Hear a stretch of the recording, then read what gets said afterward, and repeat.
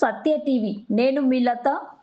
ఆంధ్రప్రదేశ్లో ముస్లింల సంక్షేమానికి కూటమి ప్రభుత్వం కట్టుబడి ఉందని ముఖ్యమంత్రి నారా చంద్రబాబు నాయుడు తెలియజేశారు. ఇమాంలు, మౌజులకు ఇవ్వాల్సిన గౌరవ వేతనం బకాయిలు 45 కోట్లను వెంటనే విడుదల చేస్తామని ఆయన ప్రకటించారు.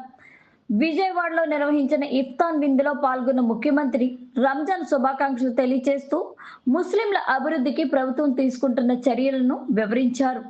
విజయవాడలోని A+ కన్వెన్షన్ లో ప్రభుత్వం తరపున నిర్వహించిన ఇఫ్తార్ విందులో ముఖ్యమంత్రి నారా చంద్రబాబు నాయుడు పాల్గొన్నారు.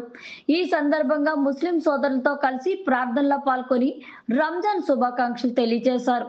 ఈ కార్యక్రమంలో మైనార్టీ సంక్షేమ శాఖ మంత్రి NM Farooq, MP Kesineni, Sivanath, ఎమ్మెల్యేలు నజీర్, బొండా ఉమా, గద్దె రామ్మోహన్ రావు, మైనార్టీ కార్పొరేషన్ డైరెక్టర్లు డాక్టర్ హసీం బేగ్, పలువురు ప్రజాప్రతినిధులు, ముస్లిం మైనార్టీ నేతలు పాల్గొన్నారు.